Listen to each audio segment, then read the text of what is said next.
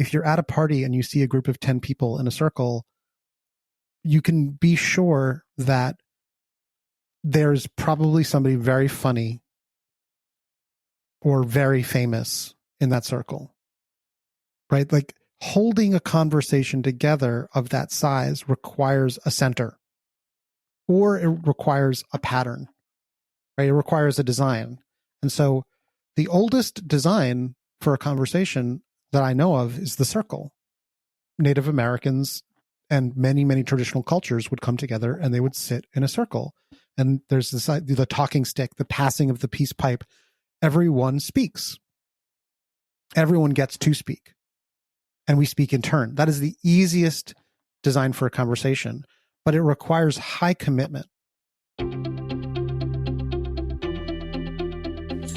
I'm Srini Rao, and this is the Unmistakable Creative Podcast, where you get a window into the stories and insights of the most innovative and creative minds who've started movements, built thriving businesses, written best-selling books, and created insanely interesting art.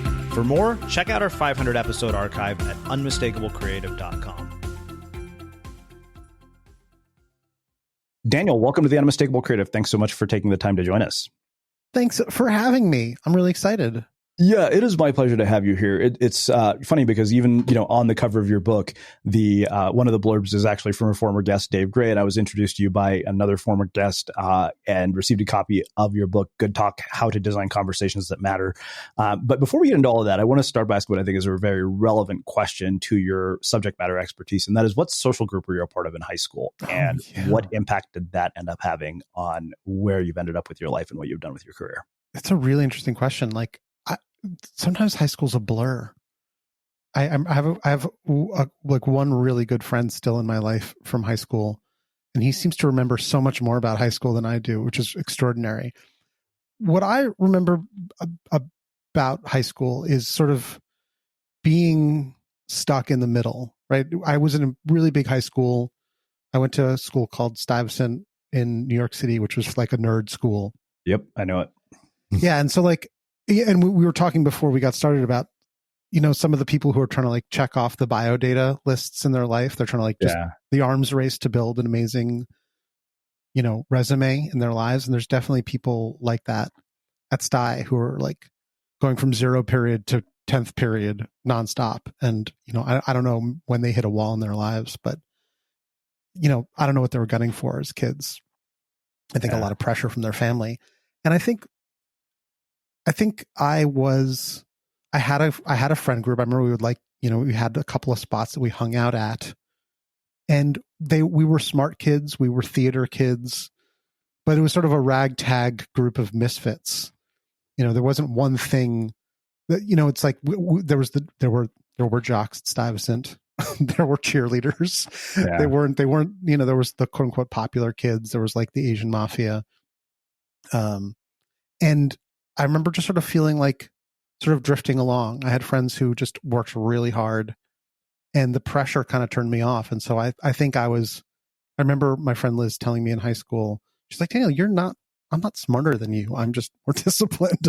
That's I get A's and you get B's, and, you just don't work as hard as me. And I was like, yeah, that's really interesting reality. Yeah. And so I think those are, some things I learned about life, definitely to try and not coast as much, and not to, I mean, this sounds so weird to just rely on what's easy or what my native intelligence is. Yeah. And also just to,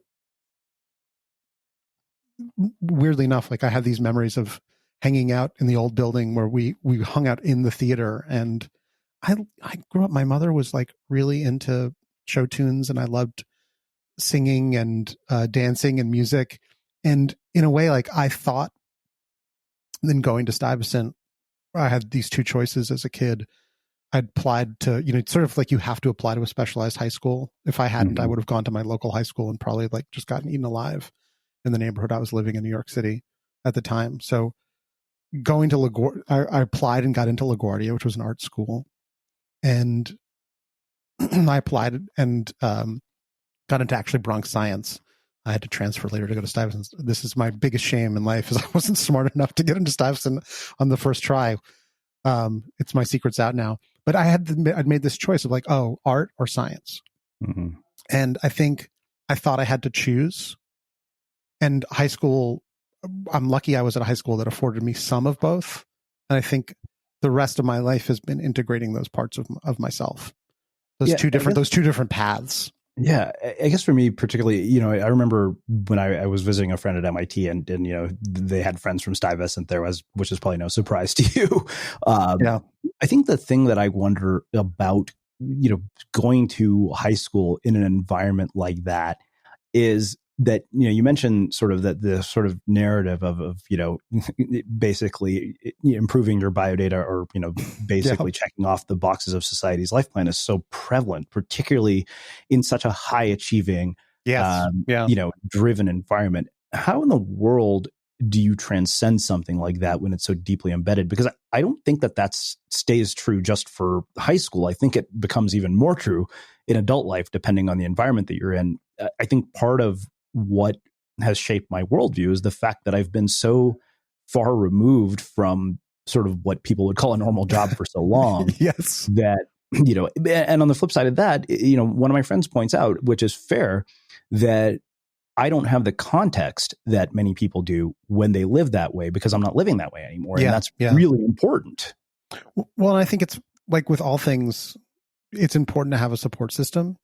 And I feel like I was lucky to have a friend group that was diverse. We were I don't think we were a circle in the Venn diagram. We were an overlap of many Venn diagrams.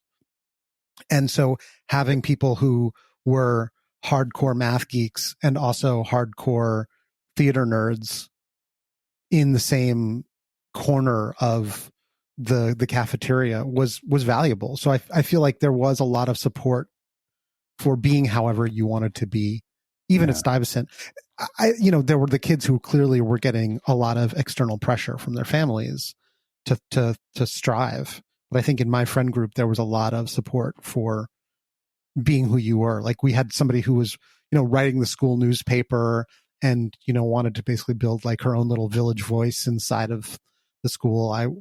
We had somebody who was always marching and protesting things. And we had people who were like, just getting straight A+ on the hardest math that you could ever imagine doing, at all.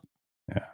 And we could all be friends. And I think that's the beauty, A, of a place like New York City, and B, of a place like Sty, where that's part of the process. Is like, you can have a friend, you can have support, you can be loved for whoever you are and for whatever your path is. So I feel, in a way, lucky that I fell into an accepting group of loving people. So I mean, how's it affected my life? Like, yeah, I feel like I've been able to follow a little bit of my own path. Mm-hmm. But the pendulum swings. Like I definitely, like many people, you try to get the job and you try to get the salary, and when I hit a wall, it's either reinvent. It's the infinite game, right? So either you change the rules or you stop playing. And so for me, it's like, it's always about finding out why I'm playing in the first place. I think that's a really, really, wise observation, that a lot of people don't spend a lot of time thinking about the idea that, the game is infinite. The only purpose of succeeding in the game is that you get to keep playing it. But I think that culturally we have this myth of the I've made it moment, where you think, okay, I'm going to have this one accomplishment that is going to basically, not only make me feel like I've made it, but, signal to the world that I have in fact made it. Yes. And it's amazing how false that turns out to be, no matter what the accomplishment is. Yeah. Stasis doesn't exist.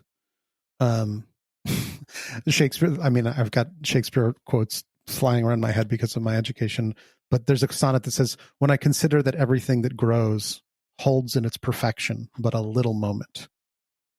Right? It's like the later stanza says that, like, at its height, things decrease. And that's just, but we see that. And that's just the natural order. Nothing can grow infinitely forever. And either A, run out of resources, or B, change its strategy somehow, except for maybe mushrooms. Yeah. We got an amazing wedding present, by the way. I just got married recently. Somebody gave us a mushroom growth medium in a bag. It showed up and we're like, what is this block of like sawdust and powder? and it said blue oyster mushrooms on the side, and we figured out what it was.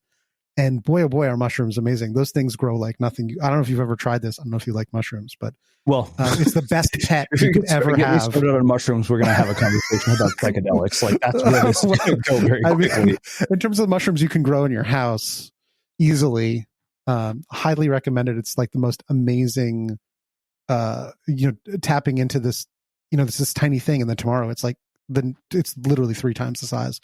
Wow. I don't know how they do it.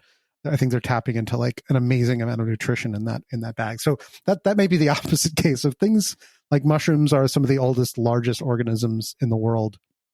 They may break that rule, but for mammals, it's not like that. We have to continually find nourishment. We have to continuously grow and evolve in order to survive, I think. So where did you end up going from high school? I mean, and what in the world led you to conversational design? Because like almost everybody I interview, this is not one of those, careers that you're going to find in a high school guidance counselor's guidebook to say, oh, this might be a good choice.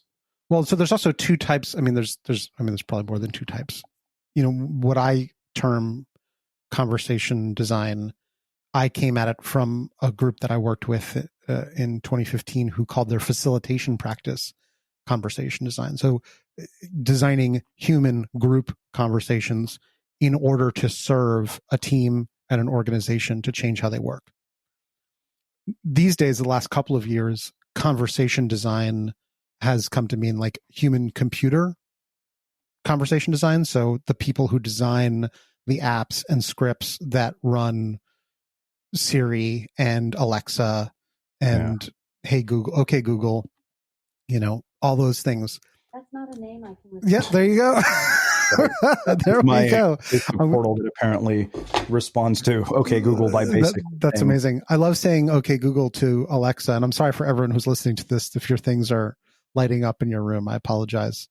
Yeah, I didn't think that was going to happen. But for me, I was talking about this high school decision of art and design. Yeah, that really continued to play in my life. The long or short story is I came to design, the idea of design, from my interest in science. So I thought like, okay, well, I'm good at science. I thought like, okay, I'll go study physics. And I was like, okay, this is not really working out. I don't think I'm good enough at this to have the kind of freedom and flexibility I want. I was working in a research lab in my undergraduate, and I realized that postdocs kind of just like wander the land, going from wherever. It's like you wind up in Kansas or you wind up in Missouri, or I was like, I'm not going to be living in New York City doing this.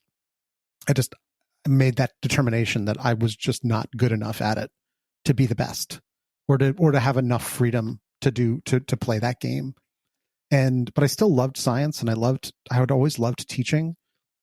And somewhere along the line, I was working some of these little jobs after college between the worlds of science and not science. So working with biopharmaceutical venture capitalists, like just helping them do research and talk to universities and find emerging technologies, just in dialogue with people about science. Like that was a thing I could do, right? Just speak science to people or with people in common language. And so this idea of, I grew up going to the Museum of Natural History, and the idea of being able to create spaces for people to learn, that like I did. You just walk into the museum and you just learn, you look around and you pick up facts, and you're put in the context of like a million years of evolution. And I just had this dream. I remember looking at the New York Times. The New York Times is where you used to get job postings back in the day. And I remember seeing a job for an exhibit designer. I was like, this is a job. That's amazing. Excuse me. And I did some research. I went and I found some people. I knew I couldn't get that job. And I went and I talked to some people who did something like that. And I remember talking to this guy who was the chair of a 1-year associate's degree program in exhibit design. And I'd made the determination. I was like, I have a bachelor's. I didn't want to go back for like a lesser degree. I wanted to sort of, maybe I was still in the biodata arms race. Like I wanted a master's. If I was going to go back to school, I wanted a master's. if that was the way to get into this thing. And then I remember this guy saying to me, he's like, well, I went to Pratt and I studied industrial design, and there's a studio in exhibit design, and you can learn more about exhibit design, but you'll also learn more about design. And so I took his advice and I went to a thesis presentation at Pratt. And I remember I learned pretty much everything I ever needed to know about design in that presentation from the exhibit design department. That design is macroscopic. You're designing like the whole floor plan for an exhibit. And there's the microscopic, which is like the touch, the feel, the human scale, and then connecting to people to the scale in the middle. And so I went to Pratt, and I quickly realized that design is amazing and hard. And I realized that exhibit design was a weird industry that was kind of slow moving and super political. But I discovered human-centered design and design innovation, and that's what I started doing. And I don't think I knew it then, but design is a conversation. It's a conversation with users, with customers, with stakeholders. And the big struggle of like being plopped into this innovation consultancy is there's all of these conversations you have to navigate.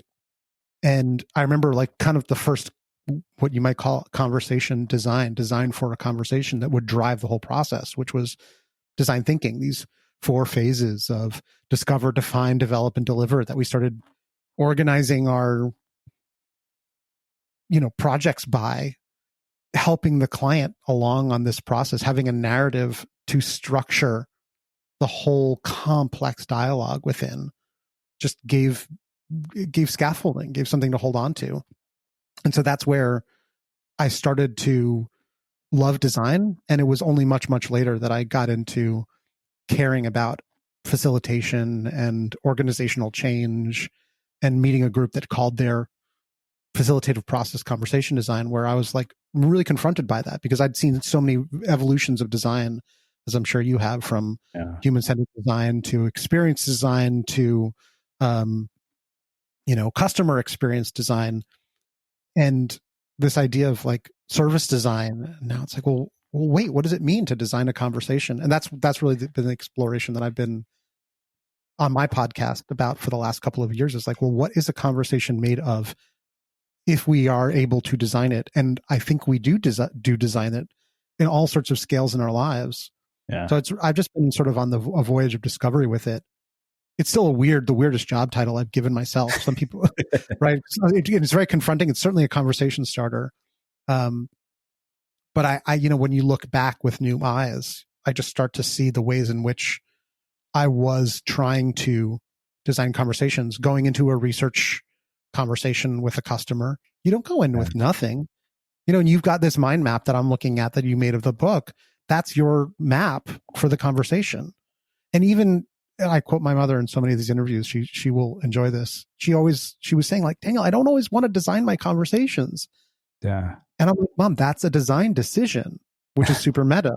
Choosing to go in with improv, yes, and is a design for a conversation, right?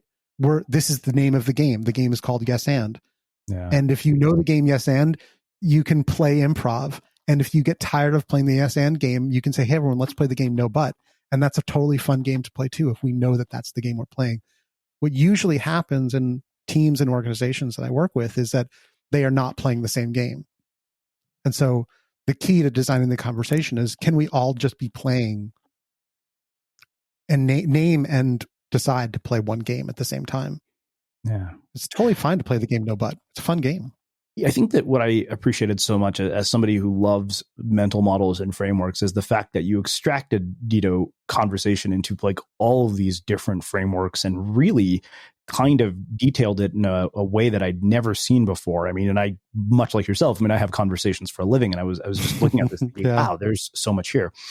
You have, what you call the Conversational Os Canvas, and I believe it has something like 9 components, if I remember correctly. I don't, if I'm counting, but I want to start with invitation because I think that, I'm writing this blog post about how to design a system to maximize your creative output. And one of the components of it, I'd been trying to come up with this acronym for the word create. And, after 4 or 5 months of it, I finally landed on create, reflect, express, amplify, tell, and evolve. And, the tell part was about promotion and, telling people about your work.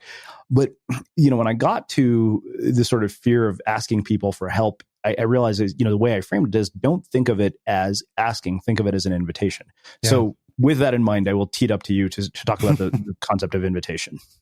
Yeah. I mean, it's really interesting that you pulled that one out. It is so core. And I in earlier versions of the OS Canvas, I put it in the middle of the grid because it's so central. It's so much where things start from. Invitation is really, I learned about diagramming and pulling apart conversations visually from a podcast interview I had on Paul Pongaro, who's a professor of cybernetics. And he diagrammed conversations a little bit differently than I do. And I learned this idea from him that a push, a shove, or an outstretched hand are still invitations, right? They're more like initiations. Like when you're on a mosh pit and somebody shoves into you, it's an invitation to mosh, right? If anybody remembers mosh pits, hashtag 90s kids. So like that's an invitation. The question is like, can you make your invitations invitational, right? And so when I'm looking at your mind map, breaking the ability to break something down and to think about what can I control. Mm-hmm. That to me is like, from the design perspective, I can mold physical materials. And in industrial design, it taught me that making something out of glass and making the same thing out of wood or plastic, it asks different things of me. And so understanding the material of conversation is what my process has been about. And so with invitation,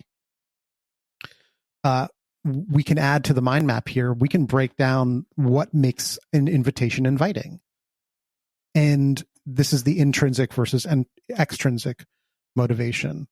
And so to invite somebody to a party, you can say, you have to be there, otherwise mom will be really upset. Yeah. Right. And that's using emotional pressure or habit or tradition to motivate somebody. And those are all extrinsic motivations. Intrinsic motivations are play, purpose, and potential, which is like a 3P model that I think it was Lindsay McGregor in her book Prime to Perform put together. And so, and kind of in descending order, play is present enjoyment, and purpose and potential are a little bit more future oriented invitations. And you look at it with any good copywriting model, like what is it? I don't know if you know AIDA, like attention, interest, decision, action. The invitation needs to be clear and concise and to grab people's attention because there's so much noise in the world.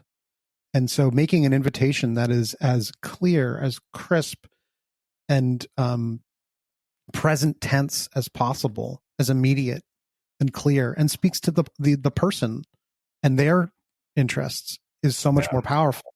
And that goes to like, this is where design is all about empathy, because designing for someone else means trying to understand what they want and what they need. I mean, there's obviously limits to how we can enter into the mindset and mentality of other people, but the core is, well, what is really going to be motivating to this person? And can I frame this invitation in a way that speaks to their values and to their needs?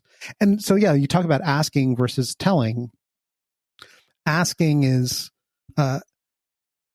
creating an opening. It's opening a door, right? What is it? I think it was Krista Tippett who said that it's very hard to resist a generous question. Mm-hmm. That questions elicit responses in their likeness. And so a generous, exciting question, an invitation, can elicit a generous, exciting answer. And actually a perfect example of this, I want to be as self-referential as possible. You had my friend Kara Thomas on your show. Her serendipity cards are questions that change the direction of your life. Absolutely. You ask a different question and you will have a different life. And so questions are doors that open opportunities. And or they close doors, right? This is you as a conversational wizard, you know this. Asking a very close-ended question of like, what did you have for breakfast this morning?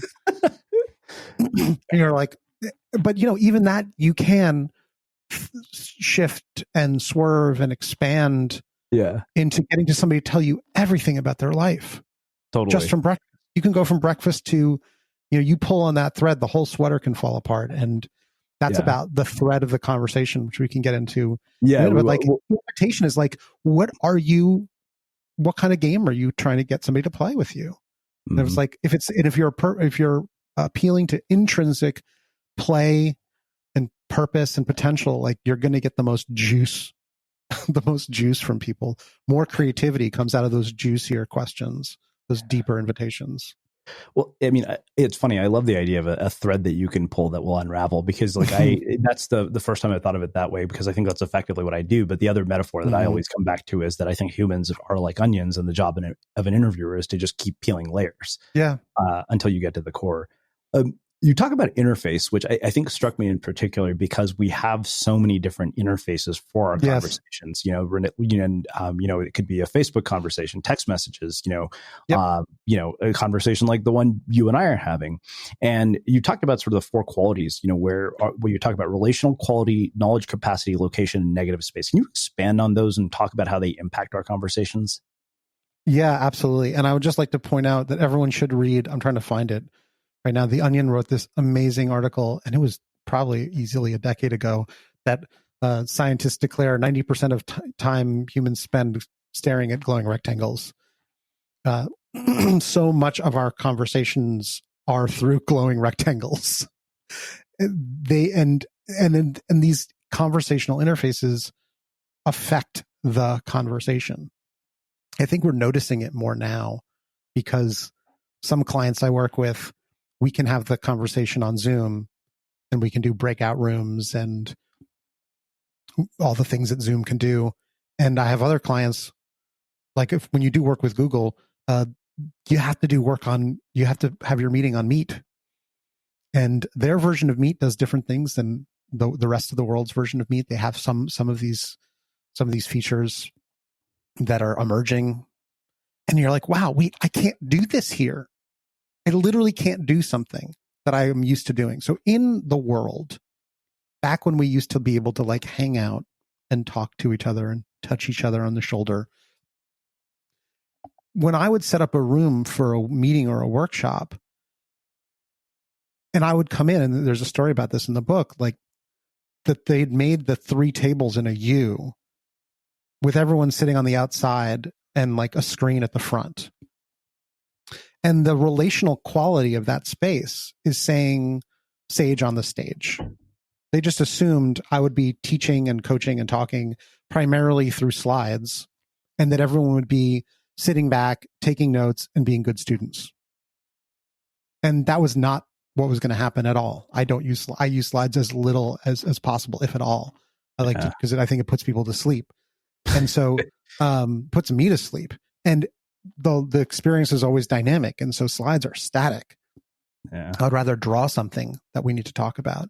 And so the relational quality of that room was center to the edges, right? If you were just like, you draw that, there's only one type of conversation that's supposed to happen. It's me at the front. And so during the break, I rotated the middle table and moved the tables from a U to 3 tables that with people on either side. And I remember this really clearly, even though this is like more than 10 years ago now. Everyone came back into the room and they were like, what happened? Because from 20 feet away, it kind of still looks the same. There's chairs and tables, but it felt different, which really blew me away. I was like, this space feels different to them, and different things are possible in this space now. And those 4 qualities of space: relational quality, knowledge capacity, location, and negative space, those came from a friend who I was talking to while I was writing the book, and I was coming up to the interface chapter. And honestly, I didn't know what to write. I mean, like, I knew that interface affected conversations, right? Like I knew that, if you've ever been on dating, that when iPhones to iPhones chat, they have one color, and when iPhones to Androids chat, they have another. And it turns out there have been articles written about this, that people judge those Android users as lesser than. You not like, they're like, oh, this guy's like not an iPhone user, like, oh, he must be a little low rent because he doesn't have like the premium phone, and so I think slightly less of him because he's an Android user. Like, that is a signal that's being sent through an interface. Somebody designed that interface. Somebody designed that affordance. Affordance is the term that UX designers use to describe like a thing, a feature that affords a certain ability, that gives us a certain quality. Like, you literally, no, I don't think anybody in Apple designed that feature so that there could be subtle dating discrimination. But they did design it to make the Apple ecosystem seem more exclusive and coherent. Yeah. So they othered everything that was not native to the platform. And that brings in power and inclusion into the interface itself is creating a power dynamic, like a disjointed message. Yeah. And so the interfaces that we're using are telling us things that we can and can't do all the time. So they either make some things easy and they make some things hard. And these interfaces that we're using are evolving very quickly. They're getting smarter all the time. They're still, in a way, they're not allowing us to do some of the things that we do in person. So when I used to like, hey, grab a partner, have a quick conversation and come back, I can actually do that pretty well on Zoom. I actually have more power in Zoom than I do in the real world. I can force people to come back when I want them. I don't have to like clap once if you can hear me. Okay, everyone now settle in. The interface is actually gives me tremendous control over the conversation that nobody had ever, I think, expected or anticipated. But the 4 qualities of interface that are in the book came from these 4 different Japanese words for space: wa, ba, tokoro, and ma. And I was telling my friend about this chapter I was writing, and I was like, I don't really have a framework for this yet. I had the story about the tables. Like, I knew that space affected conversations a great deal. I knew that the physical and digital interfaces that we use changed a lot. Like, note-taking and journaling changed the interface of the conversation that we have, giving somebody a template, giving somebody a sticky note. A Sharpie and a sticky note in workshops says like 1 idea per sticky note, determined by the size of your pen and the size of your piece of paper. If I give somebody a fatter marker and a smaller piece of paper, they can only put 1 or 2 words on it. That interface changes the kind of conversation that we can have. And so those 4 words really got me thinking about these really subtle ideas of knowledge capacity of a space. I've worked with clients where you're not allowed to use the walls. I remember reading that. Yeah. And you have to take it all down every day. And I'm like, what the actual is going on here? That we can't have a persistent conversation from day to day about this super duper important project for one of your biggest clients. We have to take it down and put it back up every time. Means that there's a disjointed quality to our conversation. The interface, instead of supporting it and creating consistency and coherence, is inducing extra labor, which is just crazy. Well, it's funny because it reminds me of an experience my roommates and I had recently where, we kind of all divide up chores. One of our roommates is a really good cook and he cooks, and, but somehow we were ending up with a ton of, groceries that we were throwing away, and, it was inconsistent. And so I had, the crazy idea to go and get a magnetic menu that would just be put on the fridge that we could write on. Yeah. And it was amazing how much less shit we came back with from Costco with. Like, we have enough food to eat, but we're not throwing anything away. And suddenly, like, there's a consistency to everything. And somehow just that act of that visual reminder completely changed the conversation. Yeah. Yeah. This is like the families who try to use Kanban boards for just their lives. Or you make a chore board for kids, it suddenly doesn't become abstract; it becomes concrete, and that's so it's important. The place you have the conversation matters. right? This is having a board meeting at the beach would be awesome, but the papers would fly everywhere. Yeah. So you've heard from so many of our podcast guests about how stress, sleep, and recovery impact your ability to perform at your best every day. About a month ago, I started using Newcom, and I'm always amazed by how refreshed I feel after a 20-minute session with Newcom. I'm not only re-energized, but able to focus more and do more creative work. I've used it after a really bad night of sleep or on those days when I just can't get into the zone. It's like a 20-minute power nap. The Newcom system uses cutting-edge neuroscience and consists of 3 non-invasive and non-pharmaceutical items, all of which are included in your monthly subscription that actually costs less than a daily cup of coffee. The whole process is easy to use and to work into your daily routine to achieve better sleep, reduce stress, and boost recovery. If you want to see some serious improvements in your performance, do what I did. Own the day with Newcom. We have a special link set up specifically for our listeners. Go to creativenewcom.com and get 50% off your 30-day subscription of Newcom and their money-back guarantee. That's creativenewcalm.com. Again, creativenewcalm.com. So let's talk about mobile plans for a minute, because honestly, we can't live without them. And there's nothing as annoying as yelling, "Can you hear me?" to someone on the other end of the phone, or refreshing your phone to listen to the latest episode of The Unmistakable Creative, only to discover that it isn't there. If you're anything like me, you want the best coverage and fastest data speeds without spending a fortune or without getting locked into a contract or promising your firstborn just to get a new phone. Reach Mobile offers the best mobile network at a fair price, plus amazing customer service, convenience, and no contract.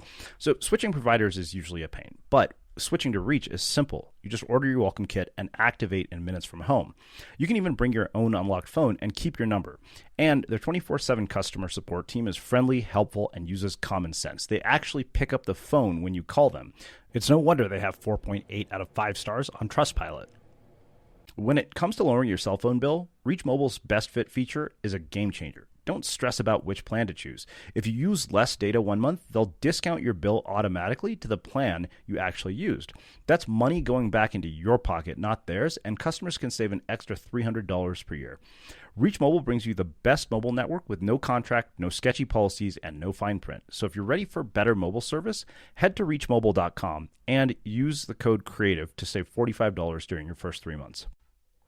Seth Godin once described the internet as a fountain of knowledge, and you have so many opportunities to give yourself an education that kicks the crap out of the one you got in school.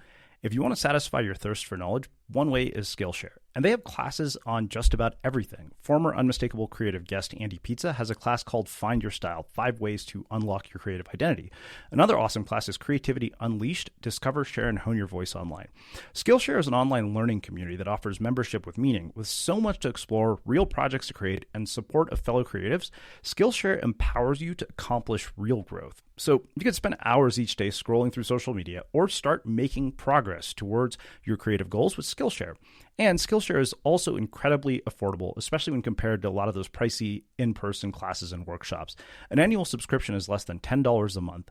Explore your creativity at Skillshare.com/create and get a free trial of their premium membership. Again, that's Skillshare.com/create. You know, I guess there's one other thing this makes me think about. So as you've noticed from our conversation, I don't do video. And even when I have the option, I have people turn it off. Mm-hmm. And I think it's because, as an ADD person, I get overstimulated very easily. And I just find, any other stimulus other than listening to their voice to be really distracting. Yeah. Which is so strange to me. But, like in the, example of interface, like I'm just curious to hear what you have to say about that. Yeah. Well, this goes to understanding the material of conversation from a biological or human perspective. I know you're a science fan, as am I. There have been some studies so reality, like how many terabytes or exabytes is reality? Like there's not a lot of good studies on like what that I've seen. We certainly know how much data we're creating, which is more than ever before. Like there's just a ton of data out there. But if you try to just do a VR reality, it's a lot of data. It's just terabytes and terabytes streaming constantly. Our working attention, the amount of stuff that we can actually focus on. Mihai Csikszentmihalyi and Robert Lucky, who is separately, Robert Lucky was at Bell Labs, and God, his name is so hard to pronounce. I did it once the first time. He wrote Flow. They estimated that our working attention is about 120 bits per second. That's like a biological limit. One person talking is 60 bits per second. Like that's just the data of one person talking, which is why cross-talking and having like being in a meeting where 2 or 3 people are talking at the same time literally breaks your brain. Like all I have to do is have 2 people talking in either ear, separate things, and your mind will like, you can't listen to 2 people talking at the same time. You'll say, whoa, wait, hold on a second. Tom, what are you saying? Okay, Susan, say what you're saying. Okay, thank you. I think what you're saying is this. Okay, now can you go? All right, great. Thank you. We cannot have multi-threaded, multi-part conversations that are out loud. We just can't do it. And so that's not even including visual stimulus. So you're 100% right. Like, I think this idea that everything should be video, a lot of people ask me like, oh, how do I get my team? Like, oh, my company won't turn on video. Like, I really want them to turn on video. And I say, well, why do you want them to turn on video? And they're like, well, I want them to be more engaged because people are being disengaged. I'm like, well, video won't get you get engagement. Video will just let you know when people are disengaged. Like how you get engagement is a whole other question. And so choosing to have a pure phone call and everyone's working on a Google Doc, that can be a totally engaging meeting. You don't need to have video for it. And you're right. Like some of us are kinesthetic thinkers. I like to walk around and gesticulate wildly while I think and talk. And that can really help people with, as opposed to this idea that I have to be rooted in front of a camera and be thinking about what I look like. And that's something else that, you talk about interfaces. Google Meet automatically makes your video really, really small. Whereas Zoom, as I'm sure you've noticed and many people have noticed, the default is I am of equal size as all other participants. And that's crazy. The idea that I need to be looking at myself. It's like, I remember this when my therapy went remote. I'm like, wait, I don't need to look at myself during therapy. That's crazy. And there's an option. You can turn it off, but that's an option. I have to choose to turn it off. And so setting up the conversation and saying, hey, we're just going to do audio is creating a much more like low bandwidth conversation. In the book, I also talk about this, that the fight we've all had with our friends when they call us when we texted them. I'm going to bar X. And they go, hey, are you at bar X? I'm like, dude, I told you we were going to bar X. I didn't stutter in my text. We're going there. Come there if you want to come there. Don't call and ask me if it's cool there or not. Yeah. Like, I can't hear you because I'm at the bar. I told you.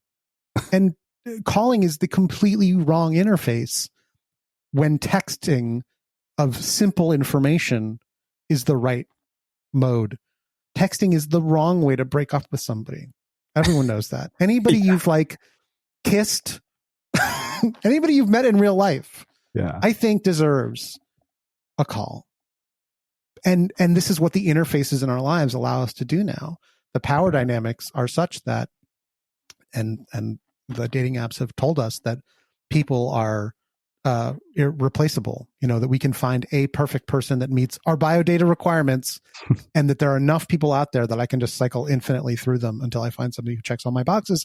And therefore I do not need to tell them anything about why I've broken up with them. I don't even, I can ghost them. Yeah. I don't have to say, sorry, dude, don't want a third date. Right. I can just never respond to them. So like, that's like interfaces really do change the conversation tremendously. I love the fact that we're just on Zencastr. Yeah. It's so much easier. It means I can actually look at my notes. Well, for me too. And I can be dressed however I want or not have showered. So speaking of power dynamics, I think that what I really appreciated was that you did a very sort of, expansive view on power.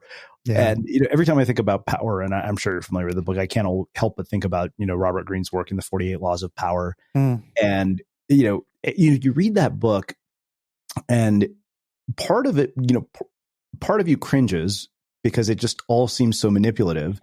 And at the same time, you see that this actually plays out in virtually every area of life. Like he's not pointing out anything that isn't true. But I think that what I appreciated about the way that you approached this was that you looked at power through a lens of being good for, anybody who's involved. So I think that what I want to do, as weird as this might sound, and maybe it will actually work, is when you look at these 6 types of power, and you overlay it off, over the debate, how would you explain it? I think that to me is a perfect place to talk about this. That's so interesting. I mean, so the one type, so the 6 types of social power is one model. What's not on that model is negative power, which I think is actually the most powerful type of power.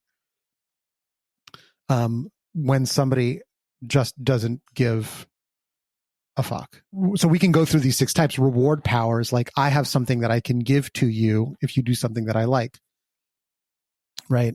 Coercive power is, I'm going to make them an offer you don't refuse. Like, it looks like a reward, but it's not really a reward. It's like, there's really punishment if you don't do what I ask for. Referent power is the weirdest one. Sometimes it's called charismatic power.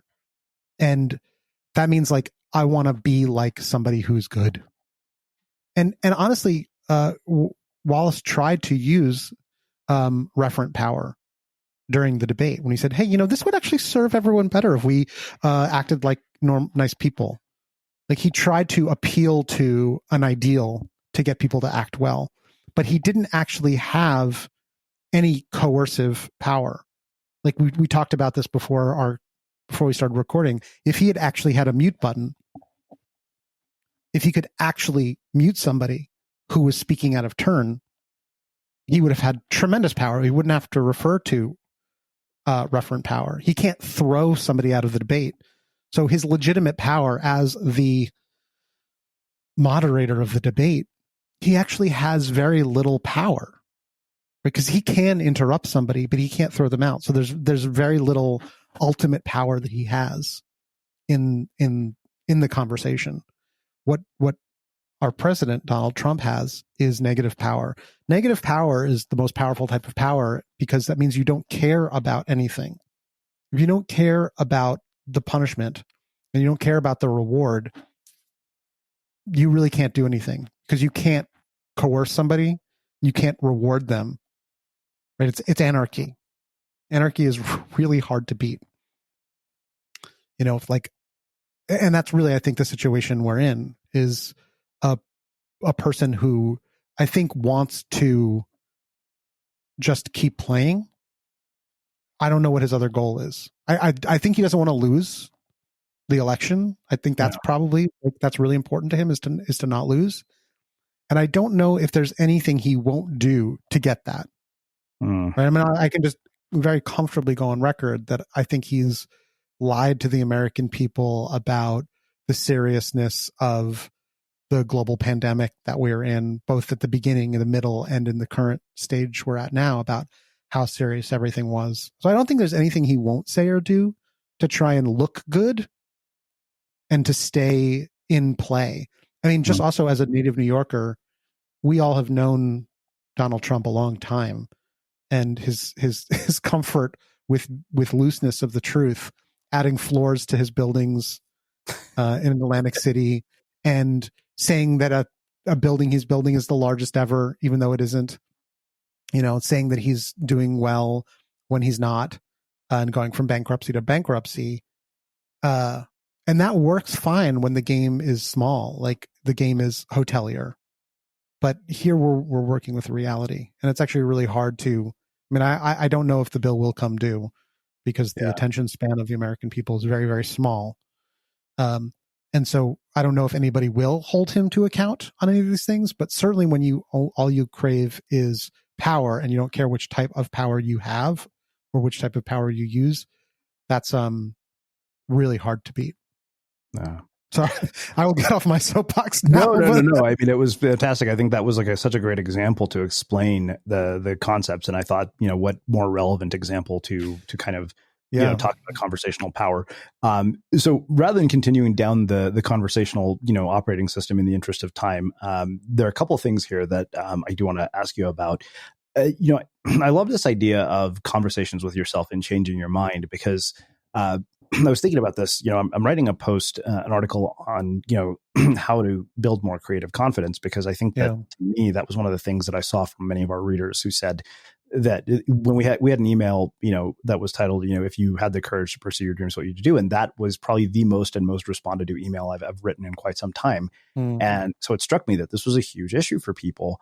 But you offer this very interesting 5-part framework about changing your mind and break it into adversity, belief, consequence, disputation, and energy. Can you expand on those and talk about how we might use those in our lives? Yeah. So, that comes from the positive psychology world. That's just one of many ways to shift the conversation that you have with yourself. And that's actually that was something I didn't really expect to have happen as part of my research. Because I, like many people, when I think about conversations that need designing, I was coming at it from teams and organizations and users and teams about products. Like the idea that I was having conversations with myself is something I never really noticed or thought a lot about. And so there's research about it, and it's not surprisingly really hard to study inner speech, but the consequences of the facts are huge. At least I've heard 2 different numbers. One is 900 words a minute, and the other is 4,000 words a minute. Is the speed at which we can think. We can talk at about 125 words a minute, which means there's always going to be more to say than can be said.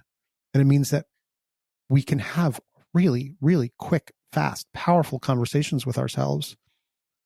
And cadence in conversations is such a powerful way to change conversations. When conversations are getting hot, and there's no conversation thermometer, but we know when a conversation is getting heated up, we try to cool it down, try to slow it down. And the way that I generally try to cool conversations down is by literally slowing down the pace of turn taking. Because if you're having a really fast argument with somebody, it's a rat-a-tat-tat of response, and attack, and slowing things down, slowing the space down between each turn. Slowing the pace of your voice down helps. Regulating your own breathing helps. Just slowing everything down and really clarifying that you're hearing somebody, right? And really hearing what you're saying. You sound really angry, and it sounds like you're angry about these 3 things. Like that's actually makes the person heard. They go, yeah, I am angry about those 3 things. But once they are heard, they can relax. And even just recounting these kind of interactions, like my own heart rate, my own breathing gets elevated. Mm-hmm. And so this is where this idea of design and having durable designs that we can transpose from one type of a conversation to another comes in. So I think slowing things down in turn taking, in pace, in tone works in one-on-one and group dialogue, and it really works with conversations with yourself. It's just harder to do because we're the only people there. And except for the fact that there is a host of people inside of us. Yeah. All of the voices. I've got a fully functioning simulation of my parents. Right? Yep. That, like, both. It was funny as we're having this conversation about, heated arguments. I'm like, sounds like conversations I have with my mom. Yeah, totally. And if you want to redesign that conversation, you have levers you can pull. You can invite her to it. You don't really you do have power. I mean, like, you can stop talking to your parents until things change, right? I've done it. It's really painful, right? And I feel terrible. It was not a fun time in my life when I did that. But I think some people are like, oh, I can't do anything about my conversations with my parents. Like, well, you don't have to talk to them, right? You have power in the relationship. Mm-hmm. That's hard. But my point is that exerting power can often have blowback. Force begets force. And this is true in relationships. You can't make anybody do anything. As we were talking about invitation, if I coerce somebody to do something, I don't get the best from them. I get the worst from them, right? Because you can't coerce somebody's heart and soul. you can only coerce their body and you can get compliance. And that is 100% true, equally true, if not even more so true with ourselves. And so I know you've had, I have on my download list your conversation with Kristen Neff about self-compassion. Like, this is a thing. How can I change my conversation with myself? And there are tools to it. Like, how do I slow down my conversation with myself? So this is the point of, like, yeah, those 5, the AEIOU process of breaking down a conversation with myself of adversity, right? Sorry, ABCDE, wrong letters. Breaking down the conversation with myself and journaling creates an opportunity for me to slow down the conversation, because I'm using a pen and a paper. I'm taking the conversation out of my head and I'm putting it on a piece of paper so I can see it. And I'm slowing it down because I can't write as fast as I can think. And I'm going to go through all 5 steps because I've just sat it down. I've created an intention and an invitation to myself to say, okay, I'm going to write these 5 things. I'm going to set a timer for 10 minutes. And this is one of the things that also makes invitations powerful, is they're time limited and they're not infinite, right? Hey, Srini, do you want to come to a party at my house that never leaves? You can never leave and it never ends. Like, once you join the party, it never stops. I'm like, no, I mean, maybe if the party's really, really awesome, but can I come to the party first and see if I like it and then leave? No. You have to agree now to come over and never, ever leave. Like, that's terrible. Nobody would ever agree to that. So when you say to your mind, you say to yourself, hey, let's talk about this adversity and let's rotate it around in our minds and let's look at it from a couple of different ways. We don't have to agree to any of them. We're not committing to any of them. And this, by the way, is a classic negotiation tactic. I went to Harvard's Negotiation Institute for the best week-long intellectual vacation I've ever had. And this is a powerful negotiation tactic where you say, that's an interesting number. Well, that's a really interesting offer. Are there any others we can consider? Yeah. Right. And I'm not saying I'm committing to one. I'm not saying I'm refusing it. I'm saying yes and cool. And so I love that number. Thank you for that number. Where did you get that number from? Are there any other numbers that we could consider? And so the ABCDE method is saying, like, well, what is the adversity that I'm experiencing? Like, just write it down in the facts. And separating facts from feelings is the first powerful step in the arc of that conversation. Right? You don't start with the adversity is so-and-so is a jerk, right? The adversity is so-and-so told me to leave the company, right? They made an offer for me to leave the company. This is not a hypothetical story, right? The adversity is, right? The adversity is, I thought that I was going to stay here and you want me to go, right? The belief is that means that I'm unlovable, or the belief is that means that there's no other options for me in the world. All the beliefs that come after that, all the feelings I have about it, are separate from just at least stating the facts. Separating facts and feelings is like separating matter and antimatter, right? It's so powerful to look at them separate, and they're different. Yeah. Wow. Let's do this. There's one other key area. Actually, before we do that, I want to actually ask you about a life experience I had in terms of, conversation. And this is something we probably should have covered when we were talking about the canvas. So I think, you and I are talking about my Netflix debut and how I was very mindful about, my words. But it made me think back to an experience I had in college, which I, included in this post recently from about, the 10 universal principles that, from Hindu mythology that can guide our lives even still today. And one of them was about choosing our words. Every now and then some woman sent me this very sort of irate email, which clearly she took a lot of time to compose, and I just deleted it because I don't respond to her. I was like, that's great. What exactly were you expecting to come from this? But that's not the real story here. So in college, my sophomore year of college, I had a friend who freshman year was very close. She lived across the hall from me. And I called her and forgot to hang up the phone, and the answering machine recorded me saying, where is she? She never had a life last year. And of course I just kind of said it, off the cuff. And in 11 words, I basically did irreparable damage to a friendship to the point where that was the end. That was it. Yeah. And it made me very, very, made me think a lot about why the words you use matter, whether it's when you send an email or, when you say something as stupid as I did. Yeah. Yeah. Speech acts are real acts. My parents were very weird. I was raised with a surprising amount of Hindu mythology. I grew up reading Amar Chitrakatha comic really? books. You're that one. I'm that one guy who grew up reading those amazing comic books. Me too. That's how I know all these stories. Yeah, and that's me ditto. And then my parents, taught us all Sanskrit so we could, look up words in the Bhagavad Gita, and so words really matter. And that's what I was taught as a kid, is that like a word is a seed, and behind that seed is an action that you can learn about that word.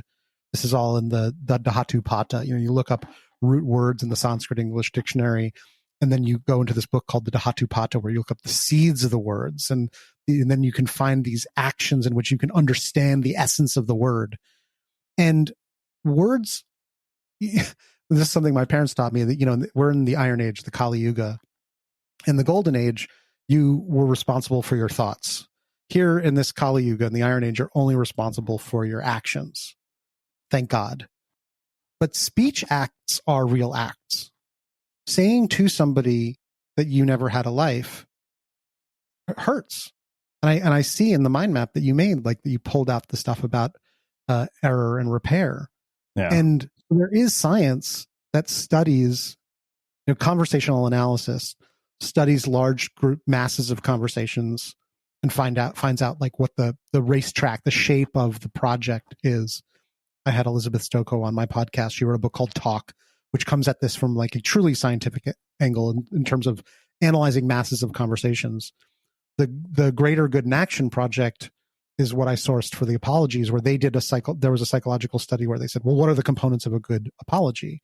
Acknowledging the offense, providing an explanation that is as short as possible and doesn't, erase the offense, express remorse, and try to make amends. But this is the essence of conversation. I cannot force somebody to stay in conversation with me. Yeah. Right. And so even if I say a good apology, I can't necessarily fix the mistake that I made, because the other person doesn't have to accept the apology. I could design the best apology in the world with the best apology technology available, which we have available to us right now. And we cannot force somebody to accept it. And that's honestly, I think that's one of the hardest things to deal with as an adult, is that you can't always fix everything that goes wrong. Sorry doesn't necessarily fix anything. No. And it's really hard. It's really sad. Speech acts are real acts. Saying you're sorry can help, but we cannot force somebody to get over it. Right.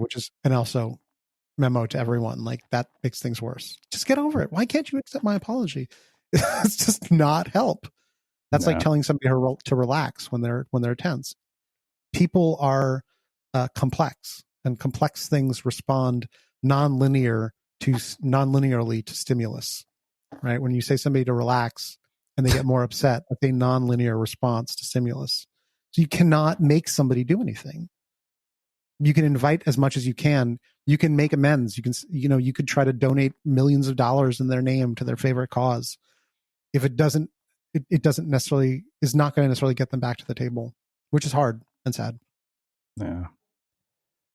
Well, let's do this. I want to finish with one final area, which is just of personal interest to me, just because we do these monthly office hours in our Unmistakable Prime community. And you talk about facilitating group conversations. Yes. And, something that I think about a lot is that, when you get, 10, 12, 15 people, yes, the tendency is either, for one person to monopolize the group, or even, my community manager called me out on it. She said, you give certain people too much attention and you need to cut them off. And so I wonder, in the context of that as sort of the backdrop, like, how do we make those kinds of interactions more effective? Yeah. Well, it's hard because there's math, right? There's physics of the conversation that are not changeable. David Gray, who, I also had on my show, and I, a huge fan, he's taught me so much. On my show, he talked about this fact that if you're at a party and you see a group of 10 people in a circle, you can be sure that there's probably somebody very funny or very famous in that circle, right? Like, holding a conversation together of that size requires a center, or it requires a pattern, right? It requires a design. And so the oldest design for a conversation that I know of is the circle. And Native Americans and many, many traditional cultures would come together and they would sit in a circle. And there's this, the talking stick, the passing of the peace pipe. Everyone speaks. Everyone gets to speak. And we speak in turn. That is the easiest design for a conversation, but it requires high commitment and high self-control for us to speak to the center of the conversation, the purpose of the conversation, and not to say, I don't like what the person before me said. Yeah.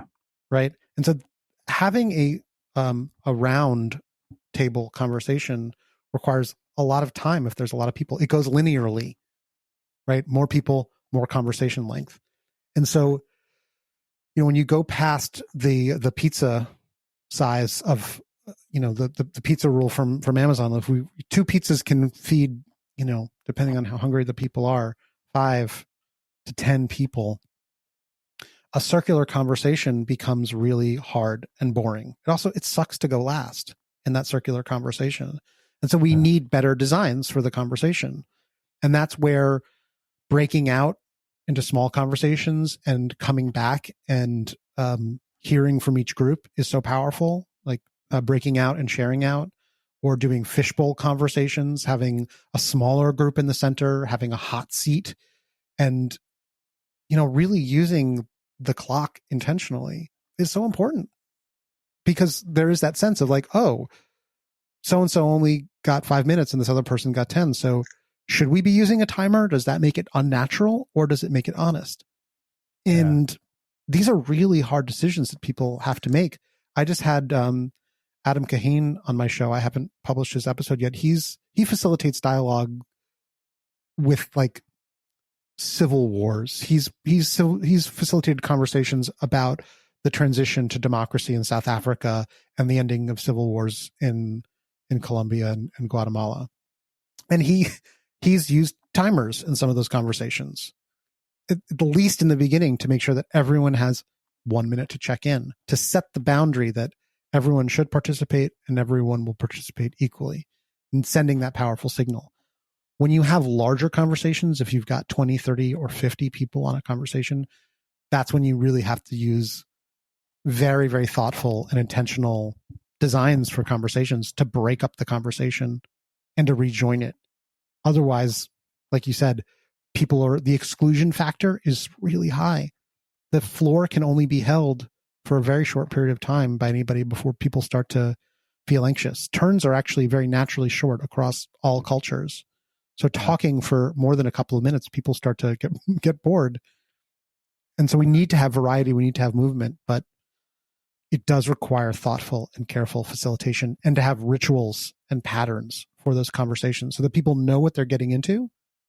So if you say to everyone, hey, everyone, you are going to, just hypothetically, I'm going to just help one person for 30 minutes today. And your job is to take notes, and then I'm going to put you into breakout sessions, and you're going to talk about what you heard, and then you're going to come back and we'll just hear what some of your insights were on the chat after you've had some of your breakouts, and that's it. That's a great conversation if I know that that's what I'm signing up for and coming into. Yeah, I heard one person get really deep help, and I got to talk about it with some other people, so I got to feel connected. It doesn't matter that I didn't have that conversational juice with the guy at the head of the table. Right? And that's a really different conversation than trying to help 5 people in a roundtable conversation, or trying to have 10 people, or get everybody to be able to get helped. We just have to change the center of the conversations in order for those type of things to be possible. And that's honestly, that part is the thing that's most fun for me, is like drawing out the conversational possibilities, getting people to design agendas that work, that matter. I have an online archive that I've been building to help people understand what some of those conversational possibilities are, so that, we need to just be more creative in the way we design our conversations in order to make them work for all the people that are involved and for you, because it's exhausting if you have to do too much work each time to like rein people in or say, hey, can you pump the brakes? Like somebody else needs to talk. That's active facilitation.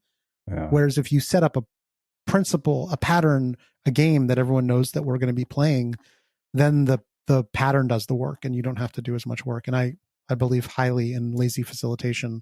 The less you should do less work and make everyone else do more work. But that only works if you set up good principles. Yeah.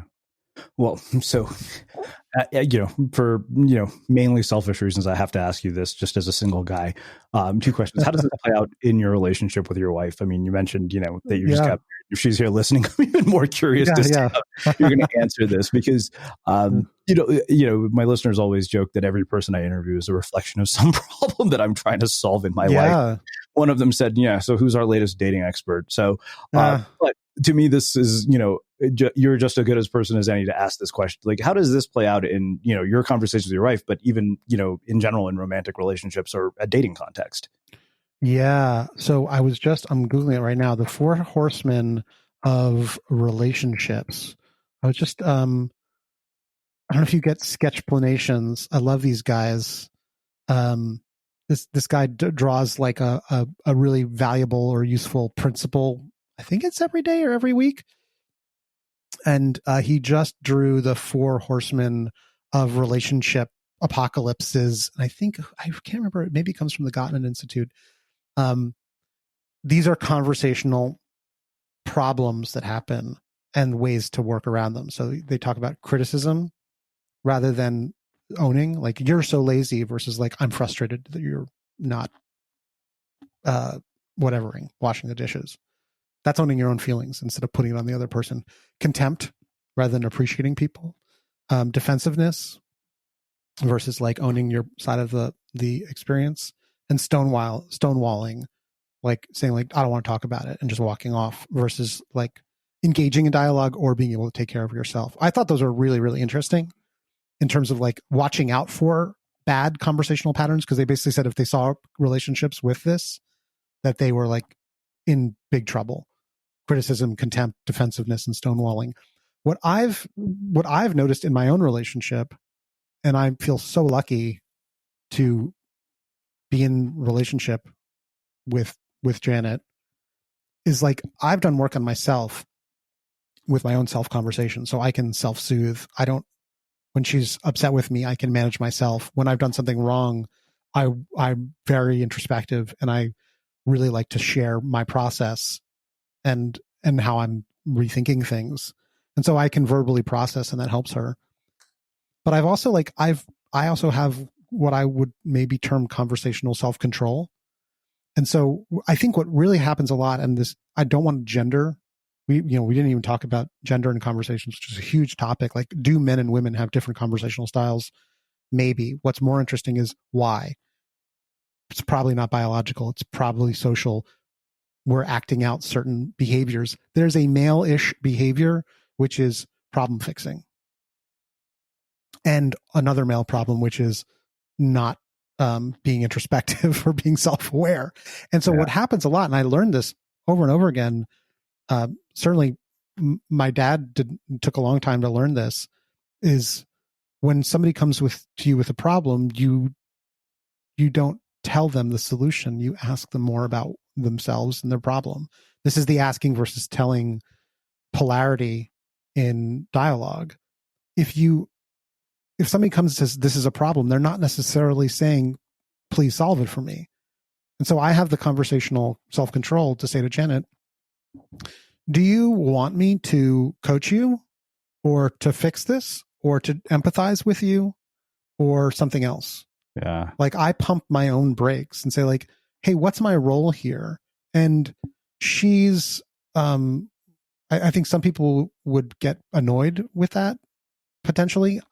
It's possible. We're like, why, just listen to me. Why do you have to like ask me what I need?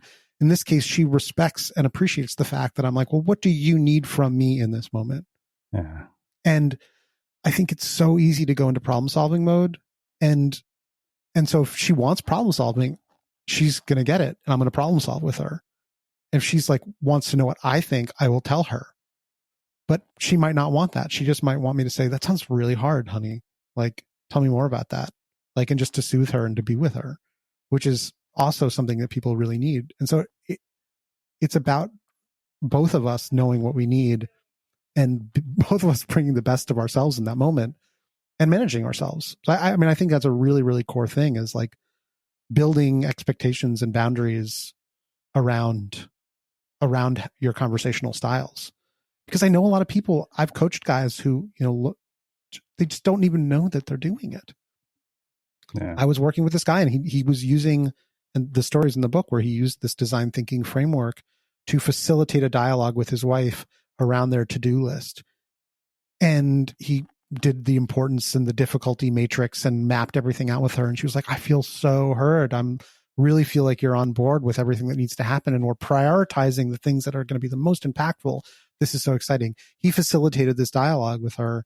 And it wasn't about taking power in the conversation. It was about creating a space for a deeper conversation about what do we need to do together to make sure that our lives are going to be functional. And that's a really different conversation than like, hey, honey, do this. And he goes and does it. Right. Yeah. He's participating equally in the structuring of the dialogue. And I think that's so important in terms of just being fully present in a relationship. I don't know. That's my current thinking is. Yeah, that was great. It's funny because it reminded me that, like I remember I was going through this really bad breakup, and, if you have a lot of friends who are life coaches, that's exactly what they do. They go into life coaching mode. And I remember, calling a friend, and she starts like, spouting off a list of, you know what? I don't want you to be my life coach. I want you to just shut the fuck up and listen to me and be my friend. I don't have the solution to this problem. And more power to you to knowing what you need and want and asking for it. That's critical. Yeah. Right. But so like, a mature relationship requires both people be that aware. Right. And so a lot of, there's that life coaching switch, or there could be a self-soothing switch, like, oh, honey, that sounds so hard. It's like, well, don't just mope about it with me. Like, help me fix it. But I just want to, it's like, no, you actually have to be able to shift modes from, coach to co-conspirator and co-consultant, but by choice, not by habit. I think that's like maybe the promise in the book is I would like people to have conversational range and to be able to lead a whole range of conversations that they need to lead, not just be great life coaches, but also to be great companions. Right. And also life coaches don't necessarily, like, I've worked with coaches and I coach people who are like, Daniel, can you just tell me how to do it? Like, I get the sense that like, please stop making me like think about it. And I think that's so, yeah, like, let's not pretend that there's a good solution to things sometimes. Yeah. But if the person has to ask for it, they have to say, what is the best practice? What is the right way to do it? I'm like, cool. All right. So I've really gotten you to reflect on it. We've resolved all your inner pieces on this. Let's talk about what I think are some best practices and if they maybe relate to your challenge. Because then we've finally gotten to that part of the conversation where, there's the 4 quadrants of conversational leadership in the book between asking and telling and focusing on problems and focusing on solutions. A lot of us really go to telling about solutions because that is a place that seems powerful, to tell somebody what the solution is to their problem, when we haven't spent enough time asking and inquiring about what they think their real problem is. So I think moving from that asking problem focus to telling solution focus has got to be earned. Yeah. And that's true in good consulting relationships. It's true in organizational leadership. And it's 100% true in relationship conversations as well. Just being intentional about how we're showing up in the dialogue. Wow. Well, this has been mind-blowingly cool. I mean, you just packed it with so much sort of insight and wisdom that's practical, applicable, and it's been funny and insightful. So I have one final question for you, which I know you've heard me ask. Yeah. We finish all of our interviews with that unmistakable creative. What do you think it is that makes somebody or something unmistakable? Yeah. I was talking to Janet about this yesterday, and I, true to my conversational style, I had her list out some things that she thought before I shared my own. When I think about the idea of being unmistakable, to me, it's what's core to that is uniqueness, right? That there's no way for me to confuse you with someone else. And uniqueness is so, it's so elusive in some way because we're all so similar in many ways. But I think the thing that is the only thing that's truly unique about us is our story, our narrative. And we didn't talk a lot about threading a narrative in conversations, but story and narrative is so dear and important to my heart and in my life. And I think you could copy somebody else's program, or you could write somebody else's book. People do that, right? You could copy everything somebody else is doing, but you'd have a different reason, a different motivation, a different why for doing it. And that is uniquely yours. That is absolutely uncopyable. You can't copy somebody else's story because you're going to live it out in your own way, in your own time, and it's happening now instead of happening then. So it's yours. And so to me, I think the only way to really be unmistakable, and this is something I practiced myself in my own work, is to really be clear on the story of not just what I do, but why I do it, how I got here. That's uniquely mine. And it's what the story is of where I've come from is what drives me forward. And I think that is absolutely the core of being unmistakable. Amazing. I love it. I can't thank you enough for taking the time to join us and share your story and your wisdom and your insights with our listeners. Where can people find out more about you, your work, the book, and everything that you're up to? Well, so first off, it's nice to talk to another conversational nerd / wizard. And because, you ask really, really great questions about this topic, which is so near and dear to my heart. I think conversations are what our lives are made of, and doing them better and participating in them better is important. If people want to follow along, the Conversation Factory is where my podcast is. You can also find links to downloading a couple of chapters of my book. And I'm just going to put up some early chapters of the audiobook up there too. And they can learn about my coaching and consulting work there too. So the Conversation Factory is just the easiest place to go there. If you want to say hi on Twitter, I'm at DA Stillman, but I'm not there as often as I should be or could be. So really just the Conversation Factory. It's my life. Awesome. And for everybody listening, we will wrap the show with that. Thank you for listening to this episode of the Unmistakable Creative Podcast. While you were listening, were there any moments you found fascinating, inspiring, instructive, maybe even heartwarming? Can you think of anyone, a friend or a family member who would appreciate this moment?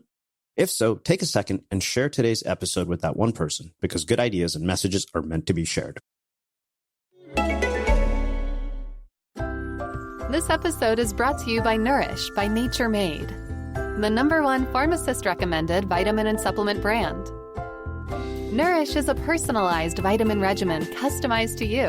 Backed by 45 years of science, they remove the guesswork from your vitamin regimen. With thousands of happy customers, Nourish is a trusted supplement brand by many. Visit nourish.com to create your customized package today.